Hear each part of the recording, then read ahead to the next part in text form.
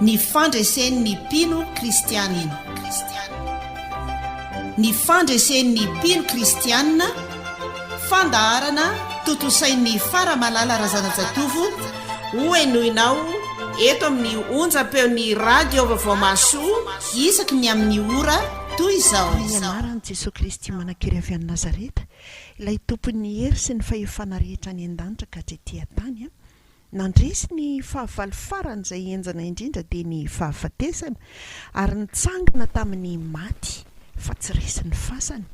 Amin'ny anarany no hiara-bako anao izay manjohy hatrany ny onjam-peo ny radio vaovao masoa, ary tsy diso ianao fa atao anatin'ny fandaharana ny fandresen'ny mpino kristianina.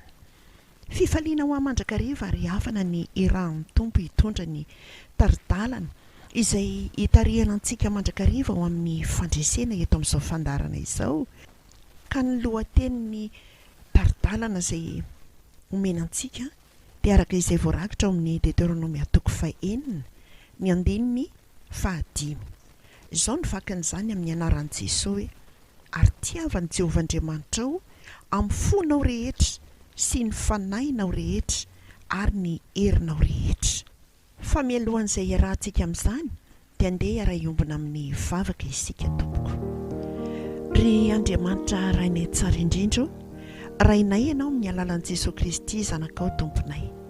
Andriamanitry Jakoba, Andriamanitry Isaka, Andriamanitry Abrahama ianao, nampiseho fahagagana tamin'ny mpanomponao ireo ianao, nampandresy an'ireo mpanomponao ireo ianao. Izany no iantsonay ianao satria hainao atao mandraka ankehitriny ny mampandresy an'izay rehetra tena mino anao, tena tia anao.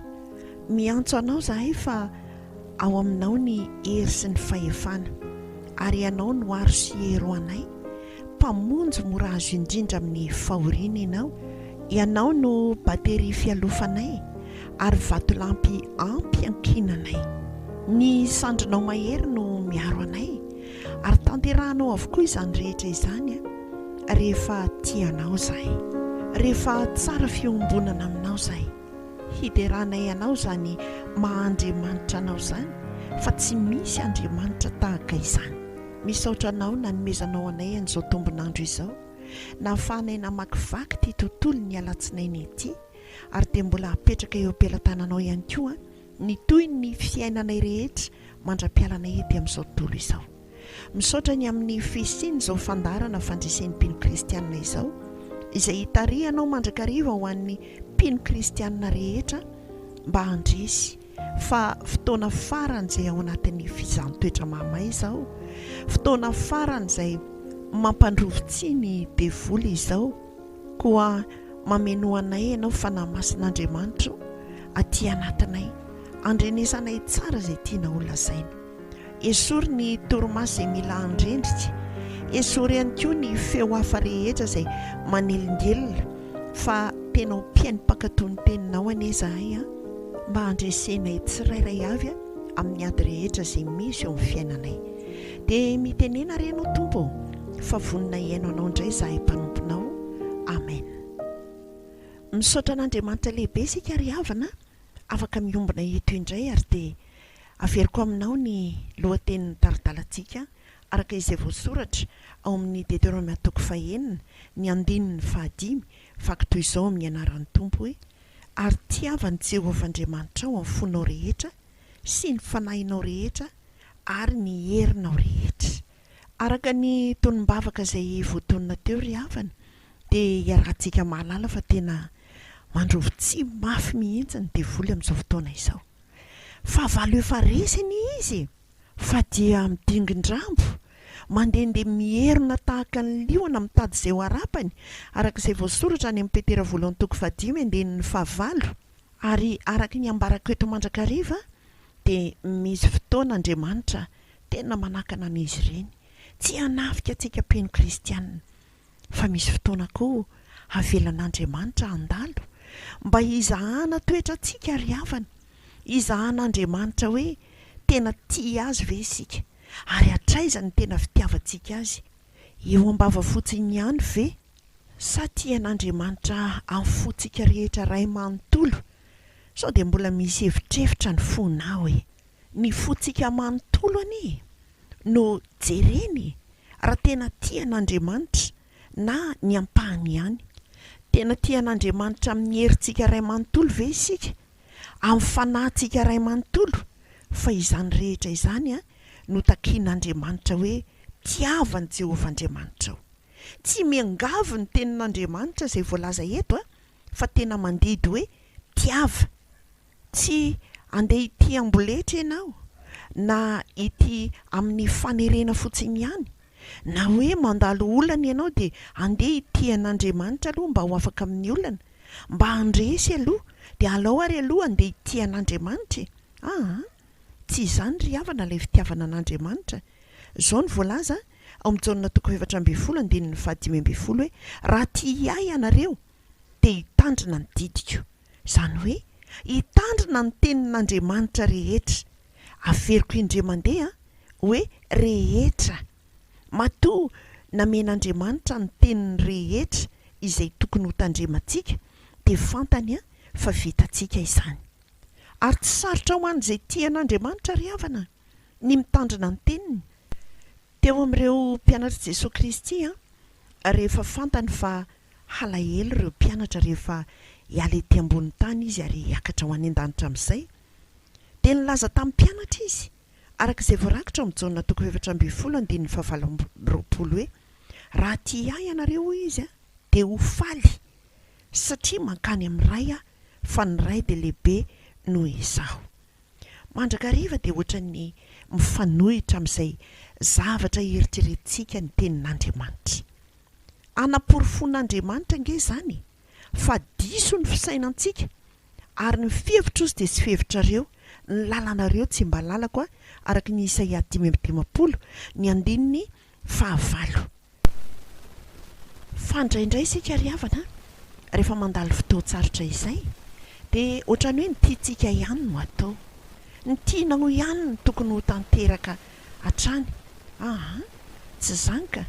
Rehefa tian'Andriamanitra isika amin'ny fontsika rehetra, amin'ny herintsika rehetra, amin'ny fanahintsika rehetra, dia izao ny voalaza ny amin'ny asan'ny apôstôly 5:7 hoe Andriamanitra ny tokony ekena mihoatra noho ny olona. Ary ny asan'ny apôstôly 2:5 dia manambara mihitsy hoe aoka ny sitrapon'ny tompo no atao. Raha tianao ry Andriamanitra dia aoka ny sitrapon'Andriamanitra mihitsy no ataonao, no tanterahinao. Jereo tsara nge amerina kely ny tantaran'ny mpifankatia. Raha efa manambady ianao ny miaino an'izao fandarana izao dia mba avereny kely any amin'izay niarahanareo voalohany ny sainao. Ary raha toa ianao ka mbola tsy manambady fa ao anatin'ny efa manam-pitiavana kosa dia jereo tsara ne inona ny tenenin'ilay olona miaraka aminao, ilay tianao. Izao nge ny nataony hoe aza manao an'iny akanjo iny ianao fa tsy tiako iny, na hoe mba manao vakavina moa androany, mba silo lokomena moa ny molotrao na koa hoe tsy tiako ianao mandeha alina fa mody alolo. Dia araka izay tian'ilay olo tianao dia iny tokoa ianao fa manaraka. Satria maninona? Satria tia azy ianao dia arahanao ny teniny.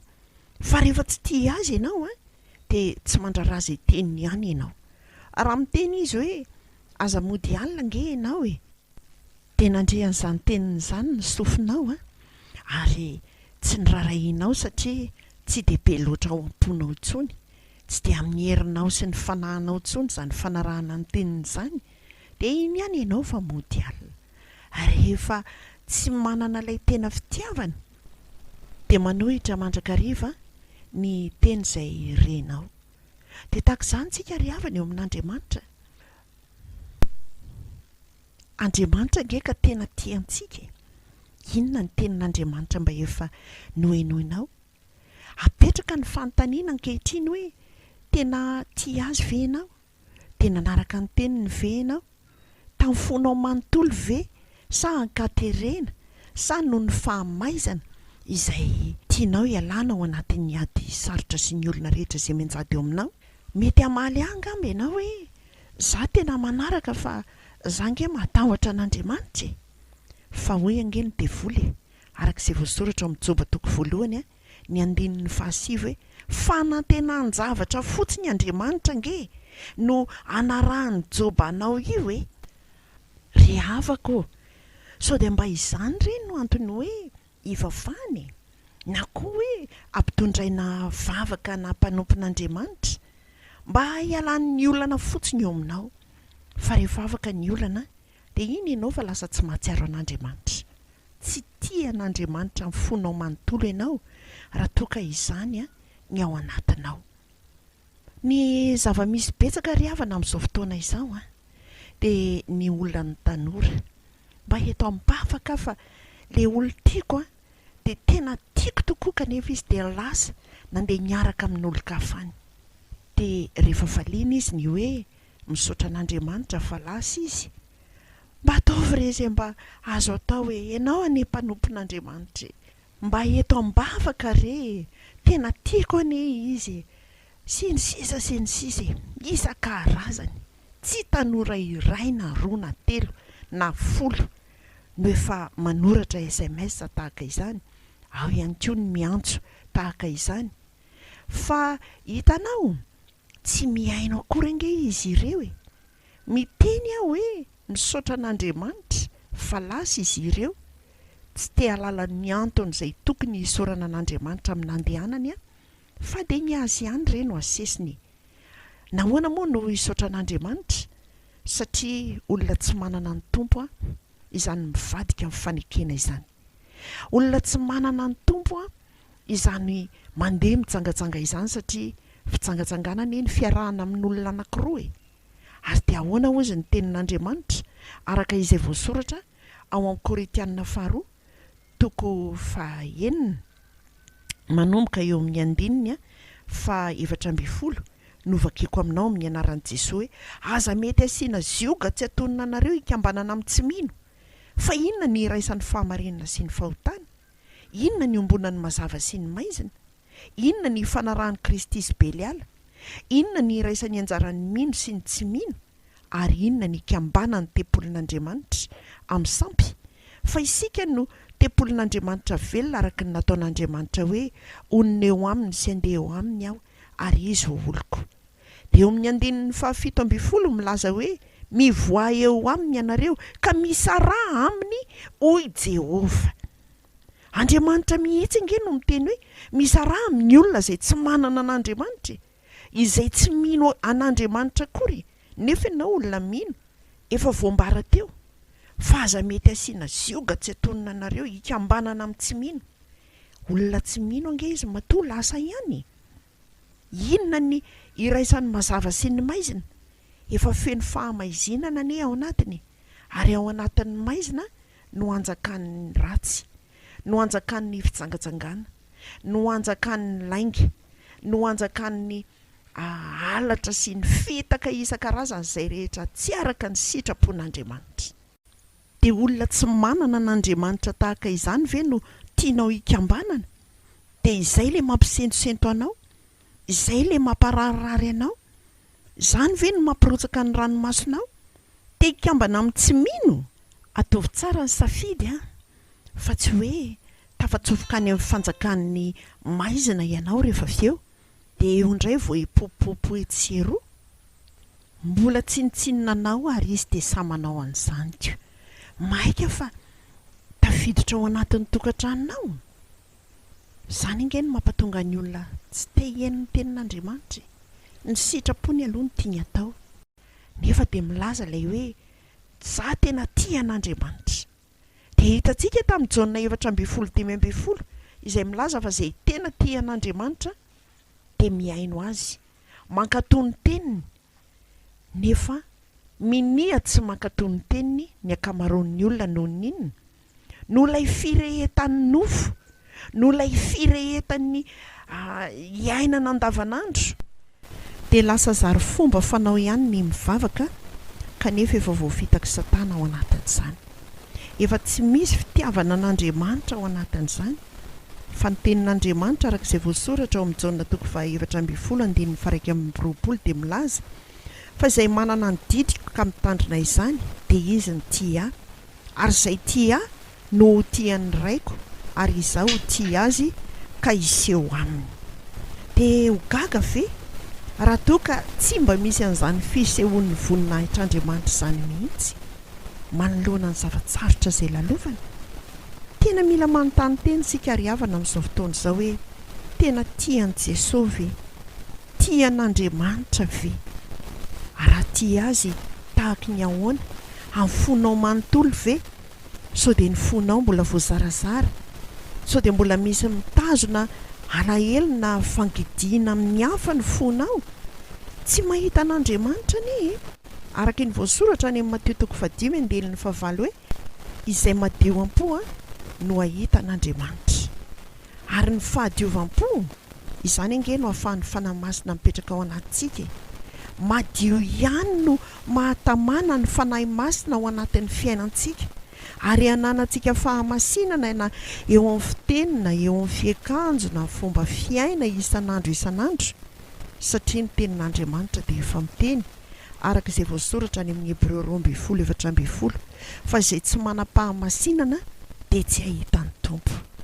Dia izany ange no mampijaly ny mpino kristianina maro toa ohatra ny eo atendron'orona eo ihany no hitany amin'izay olana misy fa tsy manadiady tsara ny amin'ny fiarahana amin'Andriamanitra.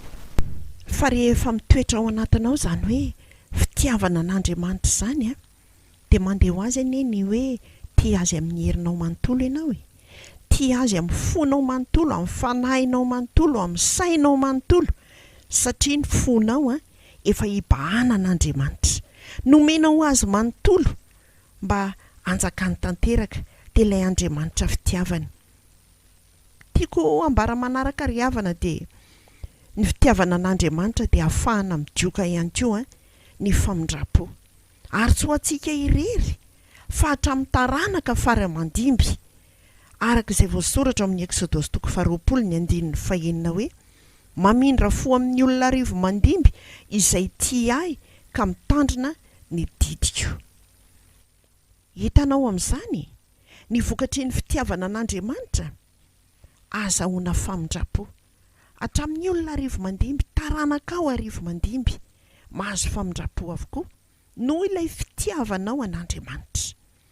Ary rehefa tia an'Andriamanitra ange dia tiany ihany koa voalaza izany any amin'ny ohabolana 9:7 hoe tiako izay tia aho izy ary izay fatrapitady ahy dia ahita. Rehefa mitoetra ao anatintsika izany fitiavana an'Andriamanitra izany dia mazava ho azy ny fitadiavantsika azy. Mandeha ny tenitsika amin'izao fotoana izao ary ao anatin'ny olana maro rehetra izay mitranga ny fitiavana azy amin'ny fiainoana azy amin'ny alalan'ny famakiana ny teniny. Fa ny olona tiana izany dia satry hoe noana mandrakariva. Vokatsoa faharoa izany amin'ny fitiavana an'Andriamanitra dia maheno azy mandrakariva amin'ny teny. Misy fahazotoana mandrakariva ao anatintsika ao iaino ny tenin'Andriamanitra ary ahafantarantsika ny sitrapony izany fitiavantsika azy izany ka ahafahantsika miaino azy. Mampatonga ny mpino kristianina sasany anie izay mivily lalana dia satria ny anarana amin'ny mpino kristianina no entina fa tsy miaino akory an'Andriamanitra. Raha anontaniana ny olona maromaro indray maka tao anatin'ny fivoriana indray mandeha dia iza no mamaky baiboly intelo isan'andro dia tsy nisy ny nanangan-tanana. Indroa ary dia mbola tsisy ny nanangan-tanana. Indray mandeha ary fa olona vitsivitsy ihany ny nanangan-tanana. Ary io sisa izay tsy manangan-tanana tena mitsotra fa tsy mamaky baiboly satria nahoana be ny atao izy. Tsy araka intsony ny programa andavanandro. Ka inona moa ilay programa andavanandro ataonao? Izany anie no mahatonga ny olana satria tsy manana tondrozotra izay andehanana hamaky vakiana ny tontolo andro isika dia lasa mandehandeha fatany, lasa manaonao foana. Ko ny toromarika ny tondrozotra, ny tolotsaina, ny taridalana tsy misy dia ho aiza ianao iny? Dia lasa mandeha any amin'ny lalana migodana izay alehan'izao tontolo izao. Tsy fantatrao intsony ny tenanao fa kristianina ne no anarana entinao dia lasa manao ny fomba n'izao tontolo izao. Ka rehefa sotonin'Andriamanitra miainga avy any indray dia maharary ilay fisotoman'Andriamanitra. Izay ve voalala iveriny. Ry havako, andao ity an'Andriamanitra isika. Tsy haintsika nefa ny mity azy raha tsy mahita ny endriny isika, raha tsy mahita ny tavany isika. Dia arak'izay voalaza ny soratra masina izay nivakiako taminao teo, fa hoy izy hoe izay fatra-pitady ahy no ahita. Ary tiako izy izay tia ahy. Mba fantatrao hoe zany hoe Andriamanitra mitia anao zany. Ny olo tianao ara tianao manome zavatra izay tsy heverinao akory. Ividianany kely atoanaina ianao, ividianany kely kiraro ianao na akanjo amby fotoana izay tsy ampoizinao, dia tena lasa mitia an'ilay olo tianao nge ianao amin'izany. Fa manoatra lavitra noho izany ry havan'Andriamanitra. Arak'izay tsy heverintsika akory no omeny antsika isan'andro. Tian'Andriamanitra nge zany mitondra anarana kristianina zany ho isan'izay ho mpandresy. Miandry ny fitiavanao hitiana azy izy. Fa izy efa nitianao taloha mialohan'izay hitiavanao, fa miandry ny hitiavanao azy ihany koa. Koa mandidy ny tenin'Andriamanitra ry havana amin'ny taridalana izay iarahantsika manovo eto anio, fa tiavany Jehovah Andriamanitra ao. Mitodia ny aminy. Ahoana ny fitodiana ny aminy? Jereo ny asany. Raha mandeha eny an-dalana ane ianao, teny ve ianao fa tsara loatra iry hazo iry, na tsara zany andro zany, na tsara ry voninkazo iry. Tsara mihitsy Andriamanitra na havita an'ireny. Zany nge ny fitodiana amin'Andriamanitra, fitodiana amin'ny asany. Ary itodio na io olana misy eo aminao io aza, fa avy amiko anie zao ozy izy Andriamanitra. Araka ny voarakitra any amin'ny Mpanjaka voalohany toko 12:20. Avy amiko zao. Fa raha mitodika amin'io ianao ka miandrandra amin'Andriamanitra, mibanjana an' Jesosy Kristy ilay tompo finoanao sady mpanefa izany, dia ho hitanao ny fahatsarany ao anatin'izany. Na zavatra ratsy ara ny mandalo eo amin'ny fiainanao, tsy avy amin'Andriamanitra akory io, fa navelany andalo eo aminao mba hitanao ny fahatsarany raha ohatra ka tia azy ianao. Ho faranantsika hatreo ry havana ny fandaharana amin'ity androany ity fa meloha izay amaranana azy tanteraka dia andeha isika anasan'ny mialy Rakotomamonjy amin'ilay hirany mitondra ny lohateny hoe tiako loatra. Mba tianao loatra koa ve Jesosy? Andao ary ara iredona amin'ny mialy Rakotomamonjy raha tianao amboly fitiavana an'Andriamanitra ihany koa isika manomboka izao mba ho azontsika ny fandresena. Ndao ary mialy mandroso.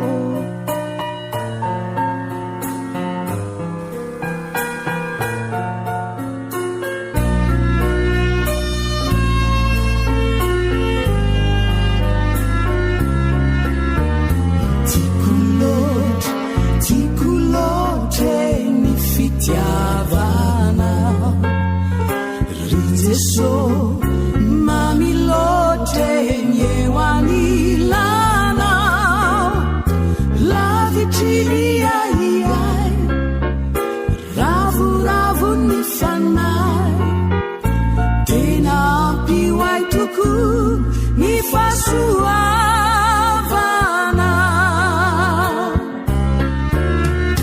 tena su zara lote fitantana fiainanay matony voce de nutahiana nanisitra mahamay menjehinazy indraindray de tsy lavo fanijo ianao no niado anay ka mbola tokianao ifikitra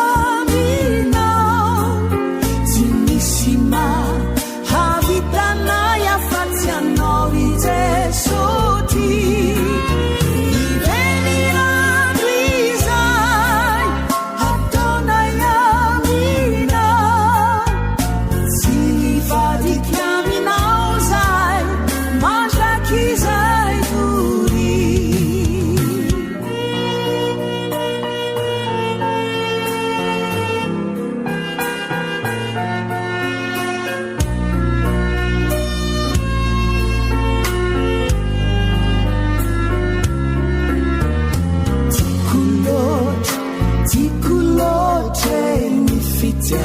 zavanao ry jeso maniloatra hoahenyeoanilanao lavitry aiai ravoravony fanay tena ampioay toko ny fahasoavana tena so tsara loatre fitantananao ny fiainanay matony votre de notahianao na ny sidra mahamay minjehinazy indraindray de tsy lavo fanijoro ianao no ny ato anay dambola tokianao ifikitraminao tsy misy mahavitanay afatsy anao i jesosy ivelirano izay ataonay aminao tsy vadikaminao zay mandrakizay dory dambola tokianao ifikitraminao tsy misy mahavitanay afatsy anao i jesosy ivelirano izay ataonay aminao tsy vadikaminao zay mandrakizay dory dia misaotra ny miala rakoto mamonjy sika ry havana ny kalo amintsika n'izany iray izany ary dia ho an'Andriamanitra irery ny voninahitra iara-iombona amin'ny vavaka isika. Misaotra anao izay Andriamanitra ny amin'ny fitiavanao izay efa nielohany izay nitiavanay ianao. Misaotra anao indrindra fa tsy misy tianao very izahay ka dia nitiavinao amin'ny fitiavana mandrakizay ary izany nampaharetanao ny famindraponao aminay mba hitodianay mandrakariva eo aminao, hiverenanay mandrakariva eo aminao, hibanjinanay ianao ihany koa, ahitanay ny atsaranao, ny alehibe ny voninahitrao ao anatin'ny zava-misy rehetra izay hatrehanay amin'izao fotoana izao. Misaotra indrindra fa lehibe izany fitiavanao anay izany, tsy hitakatry ny fisainanay ka dia apetraka eo am-pelantananao ny fiainanay iray manontolo, ny fiainan'ny mpino kristianina izay manaraka izao fandarana izao. Mitondram-bavaka tombo an'ireo rehetra izay marary noho ny arety mandingana, noho ny arety nify, noho ny aretina maro isan-karazany. Ianao Andriamanitra mpanasitrana, Andriamanitra mpamonjy ianao, mangataka ny tananao a Jesosy Kristy eo hitsofoka ny anatin'ny faritra marary ny olona rehetra izay marary amin'izao fotoana izao, hanendry izany loharanona aretina izany.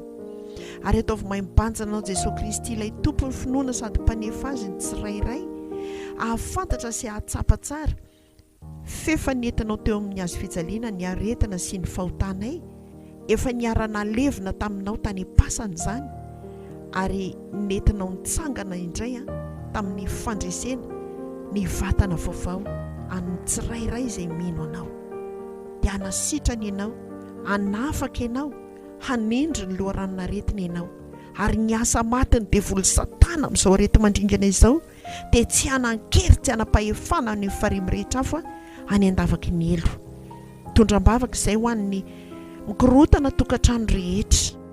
Ianao Andriamanitra filaminana ny anjaka tanteraka amin'izany tokantrano izany ka handamina ny zavatra rehetra izay misy ao, hamerina ny tsirairay indrindra ny mpivady eo aminao ianao mba hiverina amin'ilay fitiavana voalohany indray. Dia handamina ny rehetrarehetra ianao Andriamanitra ka hanana ny toetranao izay feno fandeferana, feno fitiavana, feno fahalemem-panahy ny tokantrano tsirairay avy. Ao ireo izay manam-pikasana ny anao fanadinana, ny hiditra amin'ny asa ihany koa. Ao koa izay mangatabavaka fa mba te hiditra ho isan'ny mpampianatra matianina, hialana amin'ny framina. Dia ianao tompo a hitantana ny dian'izy ireny. Aoka ny sitraponao no atao, ary aoka ahanaiky ny tsirairay avy izay nentina mbavaka teto a ahanaiky izany sitraponao izany, ahanaiky ny fitantananao, ahanaiky ny fitondranao. Fa ny fitondranao dia tsara sady mahasoa mandrakariva, ary mahalala ny hevitra heverana ny tsirairay ianao, dia hevitra mitondra fiadanana izany a, fa tsy loza. Misaotra betsaka indrindra tompo, fa lehibe ny famindraponao aminay.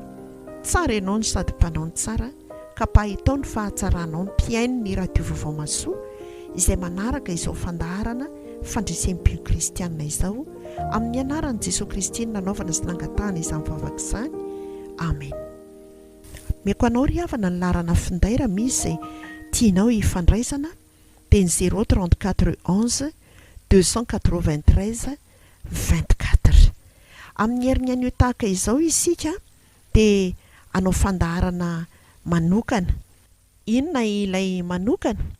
Raha misy izay zavatra mahatery anao a, dia entina mbavaka manokana amin'izany ianao, ary ampaherezana manokana amin'izany ianao.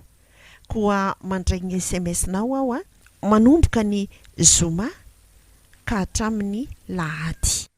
Dia ho an'Andriamanitra irera voninahitra. Velome!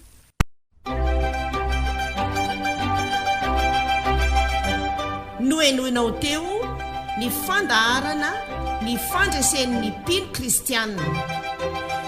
Ny fandresen'ny mpino kristianina natolotry Faramalala Razanajatovo teto amin'ny onjam-peon'ny radio vaovao masoa.